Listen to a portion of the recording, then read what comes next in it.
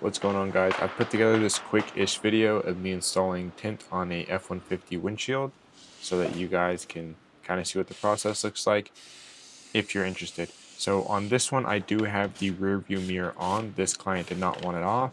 9 times out of 10 I take it off. I do not like leaving it on. I'm not necessarily good at leaving it on and making a scene, but this client wanted it done, so we got it done.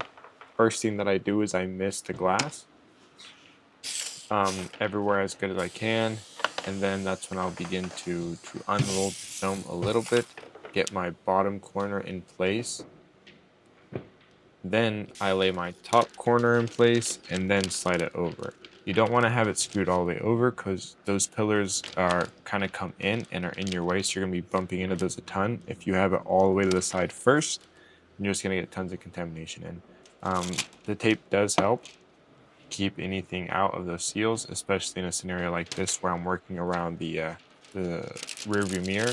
That magnet is a really good tip for anybody working on their own. If you have a set or two of magnets so it can hold it in place, kind of work as another hand for you.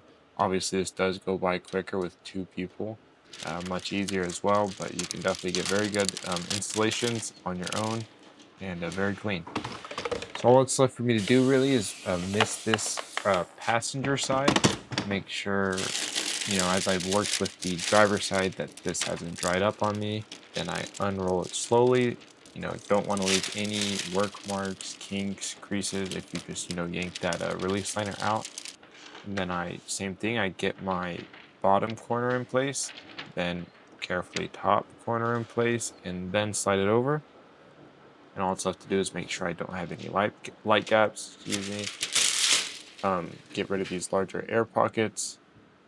This is going to help you prevent silvering or air trails when you're squeegeeing out. Make sure everything's lined up real nice. Do a quick mist. And on this one, I squeegee from the center out. Well, I do that on every single one, but on this one, I took extra time on the center, making sure that the seam is, you know, all good, and then I work my way out from there. And if you guys find this video or any of my other videos helpful, I did start a free community for anybody to join that is interested in learning how to tint windows.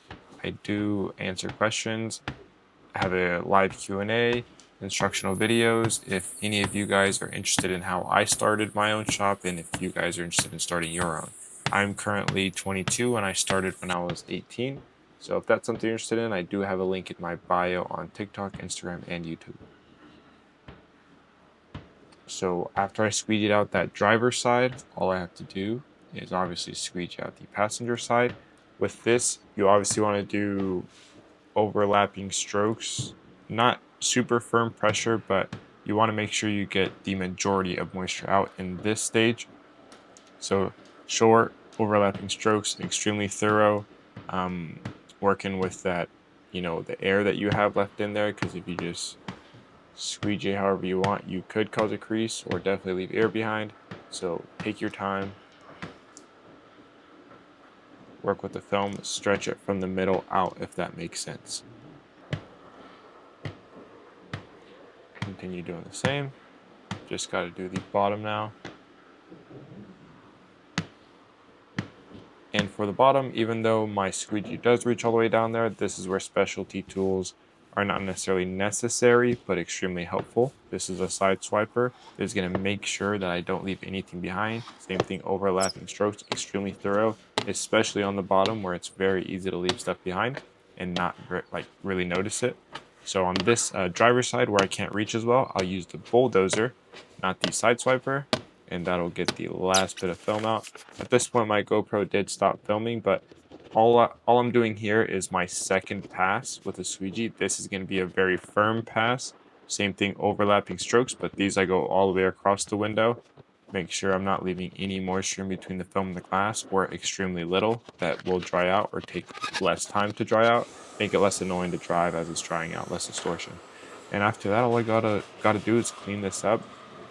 I like to do a scrub and squeegee, not just wipe it off. This, you know, after you squeegee it off, it's going to be basically dry, so I don't have to wait for it to dry, or I don't have to try and see through moisture to inspect the glass. I can just go straight into inspecting my my installation, make sure that there's no excessive contamination, any work marks, stuff like that. So this is the way that I like to do it. Then I just do the same thing to the driver's side. And that's, going to be pretty much all the install. This one did come out very clean. Tape is extremely helpful. Magnets are extremely helpful. Don't need either of them, but I like to use what I got. And that's going to be pretty much it. So I'll see you guys later.